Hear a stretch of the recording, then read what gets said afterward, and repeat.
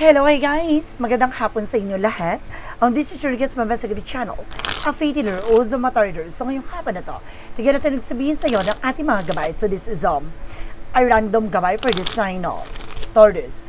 So Taurus, welcome to my channel.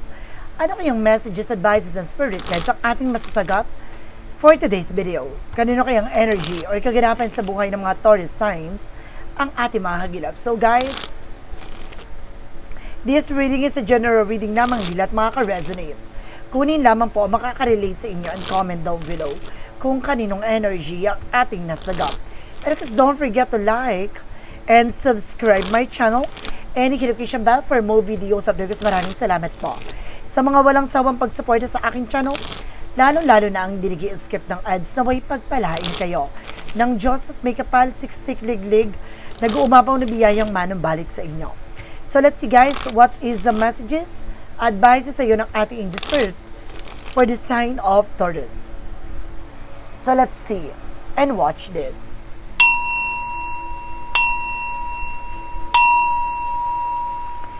Ano kaya kaganapan sa buhay ng mga Taurus signs ang ating mahagilap? So guys, tuklasin at bubulabugin natin angel spirit. Please give me information po. Okay, so this is something that is want, something a new project, new plan. So dito papasok ang mga panibagong proyekto, plano sa buhay mo. This is something a new creative expression, something idea. No, maraming papasok na sa isip mo, no, ng mga plano, opportunities. And of course, guys, there's something the Knight of Cups. No, there's something an offer. No, it's either romantic proposal, promotions. No, maraming paparating na offer for you guys. So, kailangan maging mahanda ka, no? Mag-ingat ka rin dito sa something in offer, no? So, let's see what is the initial messages. And there's a Knight of Wands. Slowly, but surely. No? Maging mahinahon ka. No? Huwag ka maging aggressive. Maging padalos, huwag ka maging padalos-dalos, maging mahinahon ka. Or magdakan-dakan ka. Maging mabusisi ka. No? Sa mga plano, pangarap mo, na lahat ng gagawin mo, itong offer na to, kaya kailangan maging kalmado ka. Na huwag mo ipakita na parang greedy ka na makuha yun. No? And of course, this is something the Knight of Swords with anxieties. No? Sleepless nights. Some of you guys na nagkakaroon ng sleepless nights, anxieties. No? Nag-overthink ka, being paranoid, and the Five of Wands, something of complications. No? May mga bagay din na nagbibigay komplikasyon dito. So let's see, there's a Knight of Wands, something of perseverance. So kailangan mo magtiyaga, no? Kailangan mo maghintay ng tamang pagkakataon.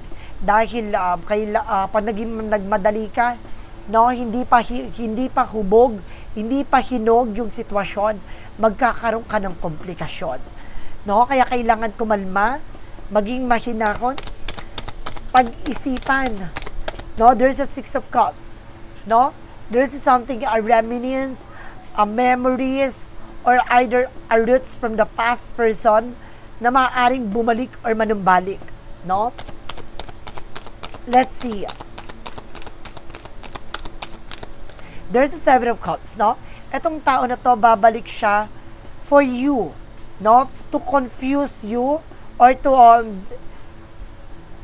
distract, no? To distract you, no, para mawala ka sa wisto, sa sitwasyon mo. Ginugulo yung utak mo at isip mo dito, no? And there's an Empress card, something a revert, not disconnect from the world. Kailangan na alam mo sa sarili mo yung grounds mo, no? Dapat sinasabi dito, kailangan mong kumalma, maging mahinahon ka. Kailangan kontrolin mo yung sitwasyon na to sa sarili mo, no? And because there's something guys with a high for lesson learned. Some of you guys, matuto ka na from the lessons. No, some of you, meron ako nakikita guys sa maaring ginagayuma ka or merong kulam talaga. No, nagkakaroon ng anxiety, sleepless, not because of religious factor. No, kung ano-anong orasyon ng binabato sa'yo, palipad hangin to, babae to, medyo may edad na. No, ang gumagawa. There's a Five of Wands, representing the Hangman. So, kaya ka lutang. The Hangman, you're feeling stuck, you're feeling exhausted, imprisonment, that because of a Five of Wands. No, ginagawa ka na komplikasyon para hindi ka makaalis dyan sa situation mo. No, para hindi maganda yung circulate ng buhay mo, ng plano mo, pangarap mo. What is the Knight of Wands? There's a tower moment, no? This is something that reverse, something rebuilding. No, magtiyaga ka lang, mabubuo din itong mga plano mo, pangarap mo. Excuse me. Kailangan mo lang hintayin yung tamang pagkakataon. No? Yung tamang slot na para sa ito. No? Kumbaga, nakakaranas ka dito ng cancellation and of course, delays. No? Some of you guys parang mailap. No? Ang swerte sa'yo. What is additional messages? For an Ace of Cups, because the Six of Cups. Represent guys with the Sun card. O ibig sabihin dito naliwanagan ka na or maliliwanagan ka na. No, bago pa maganap tong pangyayari na to or mangyayari na to, magiging mautak at magiging mas matalino ka na ngayon. No, kaysa sa dating ikaw. And this is something the Five of Cups in reverse, something acceptance. Ngayon, kasi dati hindi mo matanggap. No? Na itong tao na to gagawan ka, itong tao na to parang ang labo gawan ka. Ngayon nagsisink na sa isip, sa utak mo at sa puso mo na there's a possible na kaya niya pa rin talagang gawin yun. There's a Knight of Wands because the Empress card. Represent with the Knight of Pentacles, being security. Na maging secure ka ngayon sa mga plano mo, pangarap mo, lahat ng gusto mong gawin, kailangan maging secure ka na. No? Sa lahat ng mga plano mo, sa lahat ng mga gusto mong mangyari, pangalagaan at protectionan mo na. No, and this is something the lover, especially pagdating sa love life, parehas kayo. No, nagkakaroon kayo guys ng argument, some of nowhere. No, nagkakaroon kayo ng hindi pagkakaintindihan kasi pinapalipad-hangin kayo. And because sa mas malala pa dito, gayuma to. No, ginagayuman niya kayo para kapag naglalapit kayo, nagkakausap kayo, parehas mainit ang duguan niyo sa isa't isa. No, iba yung sistema ngayon, iba yung atake yung dalawa sa isa't isa. Some of you, baka yung partner mo hindi makatulog. Or some of you, cross watcher out there, baka yung person mo, o ikaw to ang hindi makatulog. No? So, let's see what is the Five of Wands because the Hangman. Represent the Four of Pentacles. Protection at pangalagaan mo yung grounds mo. Some of you guys, no, nakikita ka nito by social media. No? There's a stalking with you. There's a spying with you. No, marami pa siya nakakuha ng information against sa'yo, towards you. No, let's see what is the Knight of Wands because that's our moment in reverse. Represent with the Queen of Wands by confident. So, sinasabi dito, lakasan ng loob mo, maging matapang ka, maging palaban ka, pagtiyagaan mo kung naman yung mga bagay na meron ka. No, dahil unti-unti mo na bubuuin niya lahat ng bagay na nasira. No, sa buhay mo, sa plano mo, sa pangarap mo, unti-unti mo yung bubuin. What is additional messages for the outcome? Ang for the outcome is the Four of Swords. So see, listen to your intuition and inner voice. No, hindi ka nililigaw ng panaginip mo, hindi ka nililigaw ng isipan mo, hindi ka nililigaw ng predictions mo. Totoo ang mga nararamdaman at nakikita mo. No, itong tao na to is something doing black magic into you. What is additional messages? With the Knight of Cups, because the Seven of Cups, because the Five of Pentacles, Five of Cups in reverse, something that is sword. Na magiging mabilis ang eksena na to. No? Napakabilis na mga pangyayari. What is the Knight of Wands, because the Empress card and the Knight of Pentacles? Reversing with the Death card. No? Kailangan mo nang tapusin. Kailangan mo na wakasan. No? Dahil magbabago na ang ikot ng kapalaran para sa'yo. No? Magbubukas ng panibagong chapter, bagong pinto, no, na magkakaroon ka ng bagong simula at pag-asa. What is the Knight of Swords? Because that's the Hermit. The Hierophant because the Lover's card. There's the Moon card. No, ilalantad lahat ng mga bagay kasinungalingan, lahat ng bagay na dapat mong malaman. No, nandito na lahat ng katotohanan. Maghintay ka.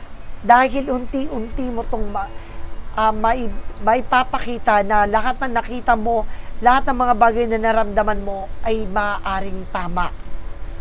No? May mga conclusion ka na. No, some of you may prediction pa nga. Some of you may mga vision and intuitions. What is the Five of Wands in the Hangman with the Four of Pentacles? There's a Four of Wands. Protection at pangalagaan mo yung grounds mo. Some of you guys kasal pa. No, some of you mayroon talagang wedding or magiging outcome dito ay maaaring ikasal ka. Magiging maganda ang iyong relasyon. No? Magiging maganda ang iyong posisyon.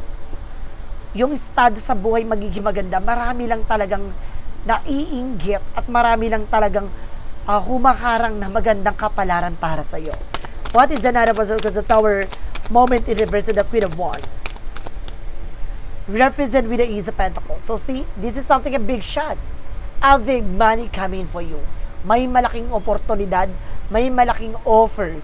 This is something a big break coming in for you. This is something big material offer. May parating na mas malaking opportunities sa'yo. No, it's like a jackpot. You hit a jackpot. No, na makukuha mo na magpapabago sa estado at pamumuhay mo. So let's see. What is additional messages tayo about naman tayo for finances and career? So let's see and watch this. Let's see. Additional messages for finances and career. So there's a Ten of Wands. A Ten of Pentacles. So there's a Ten of Pentacles. There's something guys for long term. Magkakaroon ka ng financial security, financial windfall, no, at pang matagalang finances. And of course, there's a full card for leap of faith. No, dahil sa pananampalata at tiwala mo, magkakaroon ka na ng bagong simula at panibagong pag-asa. No? And of course, there's a King of Wands, something ambitions. Unti-unti mo na nakikita yung mga giging possibilities. No, yung kalalabasan ng eksena mo. No, unti-unti mo na nasisilayan na your life will be changed. No? And there's the King of Swords. No? Naputol mo na or puputulin mo na yung mga bagay na alam mong hindi magsiserve sa'yo. Lalo-lalo na pagdating sa finances mo. And there's a Chariot card. There's a something in action and movement. No, kikilos na. Magkakaroon na ng changes and development. No? Ang iyong finances, and there's a Knight of Cups that brings you a wish fulfillment. No? Matutupad yung mga pangarap mo pagdating sa pagkakaperahan. Diba? May isa sa katuparan mo to at magiging maganda ang ikot ng kapalaran para sa'yo. Magiging maganda trabaho mo, magiging maganda negosyo mo, magiging maganda ang resource of income mo. No, lalong lalago, lalakas to. Kaya kailangan manalig, manampalataya at gawin mong sentro ang ating Panginoon sa buhay na tinatahak mo. Alamin naman natin pagdating sa love life. Pagdating sa buhay pag-ibig, there's a judgment, a red flag. Just be aware guys ha. May mga paalala dito pagdating sa buhay pag-ibig. No, wag ka masyadong ura-urada, bira-birada, hindi po kita kilala mo yun. No, parang, ay, bet ko na siya, ganito, ganyan. No, hindi ganun ang buhay. There's a Eight of Swords. No, there's a lot of negativities and of course, toxicities around you. At the same time, guys, kailangan nyo na makawala at makalipat ng bahay or lugar. No, dahil dyan sa lugar nyo ay puno ng toxic and negative. Maraming taong inggit at maraming taong sumisira sa'yo. No, especially pagdating sa love life. And of course, there's the Six of Swords with the transition. Na unti-unti ka nang makakalaya at makakawala sa hindi magandang sitwasyon. No? Ito na yung pagbangon. No? Makakawala at makakalaya ka na from that. So, let's see what is the King of Swords. And there's a Justice card. Huwag ka mag-alala. There's something good karma. Pagdating sa relasyon, guys, magiging maganda ang kapalaran sa'yo. Ano man yung mga bagay na ginawa sa'yo, babalik sa kanila yan. No? Unti-unti na babaguhin, no, ang relasyon na nasimulan mo, ang relasyon na gusto mo mangyari sa buhay mo. No, wag ka mawala ng pag-asa kung lagi ka nabibigo, lagi ka nasasaktan. Ganun talaga. There's a trying error. No? Hindi laging mananalo, hindi laging matatalo. And there's a Two of Cups. Magkakaroon ka ng partnership that brings you a higher level of commitments. No? Talagang magkakaroon ka ng pangmatagalan. Wag ka lang magmadali. Huwag ka lang maging urat na makuha mo yung bagay na yun. Bakit sila ganito? Bakit ako wala? No? Just wait for your time. No? Just wait for your spot. One more card, please. And there's a Six of Wands. Dahil itong bagay na to na darating sa'yo, ay ipapanalo ka. Ganun. Masarap marinig yung taong mamahalin ka at tatanggapin ka kahit na sino ka man. No? Ano man estado, sitwasyon, kalagayan mo. No, single mom, single dad, no, even for sexual preference mo, tatanggapin ka who you truly are. Diba? Masarap magmahal ng free. Masarap mahalin yung taong kumbaga kaya niyang ibalik, no, yung pagmamahal na ibinibigay natin sa kanila. So, let's see. Alamin naman natin to about naman tayo sa kalusugan. About sa kalusugan mo, guys. So, this is something the Three of Wands. waiting for a ship, na naghihintay ka ng tamang slot, no, ng tamang pagkakataon, na magiging maganda ng kalusugan mo, no? Maaaring some of you guys uuwi ka na, international or local, and there's a Five of Swords, nagkakaroon ng self-sabotage. That's because of your action. So, maging mahinahon ka. No, huwag kang padalos-dalos. Maging maingat ka rin sa mga kakainin mo or gagawin mo sa kalusugan mo. No, may mga nakasanayan ka dito, guys, na mahilig ka kumain ng mga fast food. No? Umiwas ka. And there is a Page of Wands, by goodness. May magandang balita din dito kasi kaya pang masolusyonan, no, yung nararamdaman mo, no? Marami kang bagay na hindi pa nauunawaan dyan sa paligid mo, no? May mga tanim ka, some of you may mga tanim na herbal na makakatulong for you. And there's a star card and healing or miracle. May himala, diba? Gagaling ka sa karamdaman mo at makaka-recover ka na. May pag-asa pa na mabago na ang nararamdaman mo at ang iyong kalusugan. No, maniwala at magtiwala ka lang sa sarili mo, maniwala at magtiwala ka lang sa gagawin mo. No? So guys, let's see what is additional messages with magical fire messages. So let's see. Okay. With the magical fire messages, represent what? Okay, so this is something dietary change. So, kailangan mo mag-diet, guys, ha? Some of you guys na maaaring tumataba ka or pumapayat ka, no, kailangan mo ma-improve yung health mo. And of course, vegetarian. See, I told you, kailangan mo ng fruit and vegetables. No more veggies ka dapat dito. And of course, there's a children. Some of you guys, no, naapektuhan yung mga anak mo dito dahil din sa nararamdaman mo. Or dahil sa nangyayari sa'yo. So, let's see what is the yin and yang oracle card represent what? For yin and yang oracle card, represent with a spy. I told you, there's a spy looking, watching at you. Maraming sumusubaybay. Maraming taong tinitignan ka. Now, there's a lot of evil eye. And there's a deception. Some of you guys, no, marami pang tuso, tukso, no, nasusubok dyan. There's a union. Or some of you may babalik pa from the past. No, para linlangin ka, budulin ka, paikutin ka. Let's see what is synchronicities represent what?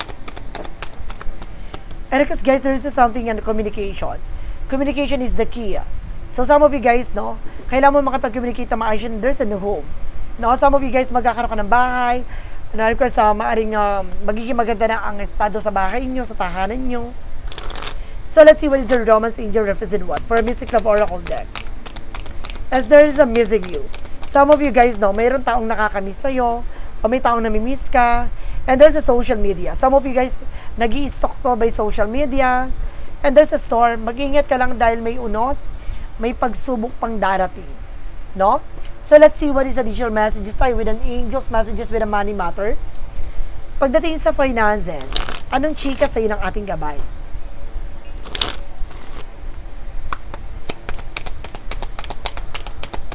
And there is something saving. Some of you guys na magkakaroon talaga ng maraming savings, no, or maaaring bubuo ka ng savings mo dito. No, you also need to put something off or bad day. So, kasi minsan kasi hindi malakas ang negosyo mo, hindi pa, kumbaga, minsan nakakaramdam ka ng pagtubal. So, normal yan. So, kailangan mo mag-savings, no? And there's a helping hand. Some of you guys, no, you are also generous, no? Need to other to assist with the services, increase your productivity. No? No one can holding it all. Ikaw lang yung makakagawa. So, kailangan mo pa rin ng pahinga. No? Marami kang taong natutulungan, marami kang taong, kumbaga, nabibigyan ng trabaho, or marami kang dapat pang gawin sa sarili mo. No? Let's see what is the angel's number represent what? Angel's number represents 0505 for unexpected shift. Ay, this number serve as a gentle nudge to pursue your whatever interests you most. It is a possible that something could rock your boat, but you end up exactly where you belong, which could be somebody arms you need a dream job or abroad, etc. May paalala sa'yo dito. Ano man yung mga bagay na mahalaga sa'yo, ano man yung mga bagay na magbibigay growth and expansion sa'yo, ay tutukan mo. No? Iwasan mo yung mga bagay na walang kabuluhan, yung mga bagay na hindi makakatulong for you. No? Matuto kang bigyan ng boundaries yung sarili mo. no? Sa mga toxic and negative traits, no? Let's see what is the shadow work represent what. And of course, there's something avoidance, no? Kailangan mo harapin yung mga bagay na kinakatakutan mo. It is the key that that need to avoid the discomfort, but also to overcome it and thrive, no? Kailangan mong harapin yan para na sa susunod, hindi mo na kailangan iwasan, no? Kaya mo nang pangatawanan, kaya mo nang humarap sa takot at pangamba mo. So let's see what is the path of the light. What is the path of the light represent what? What is the path of the light represent what? And there's a bravery. So kailangan mo maging matapang, maging palaban. I am stronger than fear and doubt. I carry the light of the courage within me, trusting God's guidance. No matter the trials it represents, I face them head on, growing and evolving through every challenges. No? Kumbaga, hindi ka takot na lumaban, hindi ka takot sa mga problema at pinagdaanan mo. Pinapatibay ka nito, no? At pinapalakas ang pundasyon mo. Sa susunod, hindi ka matitibag ng ninuman. Hindi ka basta-basta mapapabagsak ng kahit na sino dahil sa mga karanasan ng mga pinagdaanan mo. So, let's see what is the clarifying for love situation.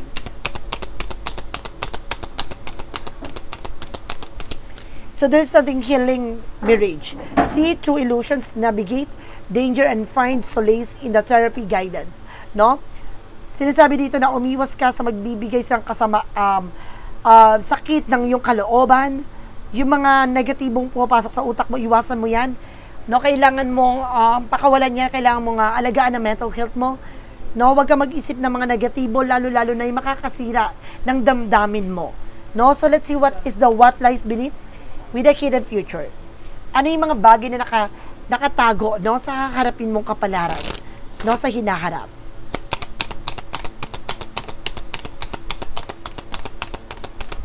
And of course, let's see, there's something investigating. So some of you guys, no, marami ka pang bagay na dapat tuklasin, dapat alamin, no, dapat pang siyasatin, no? Hindi mo pa lubos na unawaan ng buhay na meron ka. Kailangan mo tong aralin ng sa ganon, mas lalo kang palakasin at patibayon ng mga bagay-bagay na nangyari sa kasalukuyan. So let's see. Now, pwede ka mag-question dito, guys. Mag-isip ka na ng questions mo. We have also with a pick a card, yes or no, with a 1, 2, 3. Ang unang magpipick dito is the number 1. Ang susunod is number 2. Ang pangatlo is number 3. Okay? Pumili na kayo kung anong number na gusto nyo. At yun ang magsisilbing kasagutan sa mga katanungan nyo. Okay? Isip na, guys. Isip na muna. Okay. So, let's proceed na tayo with the number 1. Yes or no, pick a card. Yeah, number 1, give an information. And this is something a yes. No, ang sagot dito is a yes. Feeling right. Good idea. Align with your values. No, tama ka. Tama na lahat na mapapasok sa isip mo, plano mo, gawin mo. Yan mga bagay na makakabuti sa'yo. Yan bagay sa'yo magdadala sa'yo sa karangyaan, kaayusan, kaliwanagan. No? At this is a number 2. Reference with a yes. Reap for the picking perfect timing, get ready. Ibig sabihin, hubog na. Tama na tong pagkakataon na to para simulan mo na ang panibagong eksena mo sa buhay mo. No? Kailangan mo na maging handa. No, para sa mga susunod na eksena, kaya mo nang lagpasan at kaya mo na mga ibabaw. What is the yes on number 3? With a pick a card, yes or no? And of course, there is something yes. Embrace new opportunities and fresh day begin. So see, tanggapin mo ang mga bagong oportunidad na papasok sa buhay mo. Dahil magsisimula na ang araw na to ngayon mismo. No? Kaya kailangan maging handa ka. Handa ka na ba sa bagong bukas? Bagong mukha na magbibigay sa iyong kulay at pagbabago sa buhay mo. Tandaan mo, lahat ng bagay kailangan paghandaan at lahat ng mga bagay kailangan mong pakakatandaan, no? Nakuha naman yung mga bagay na nangyari sa nakaraan, bitbitin mo yung aral na sa lahat ng mga bagay na dapat mong natutunan at kumbaga kailangan mong tanggapin kung ano man yung mga bagay na hinahain, no? Nang sa ganon maging maganda ang ikot ng kapalaran para sa iyo. Gawin mo sentro ang ating Panginoon sa lahat ng tatahaking mo landas at magtiwala ka sa buhay at bukas. So guys, this is a random gabay for the sign of Taurus. So, Taurus, maraming salamat for this wonderful reading. So, once again, this reading is a general reading naman din at makaka-resonate. Kunin lamang po makaka-relate sa inyo and comment down below kung kaninong energy ang ating nasagot. And of course, don't forget to like and subscribe my channel and hit notification bell for more videos update. Maraming salamat po sa mga walang sawang pag-support sa aking channel, lalo-lalo na ang hindi nag-i-skip ng ads, sabay pagpalain kayo ng Diyos at may kapal, siksik liglig na gumawa po na biyayang manang balik sa inyo. At maraming salamat po yung si Direct Video. Bye-bye and babush!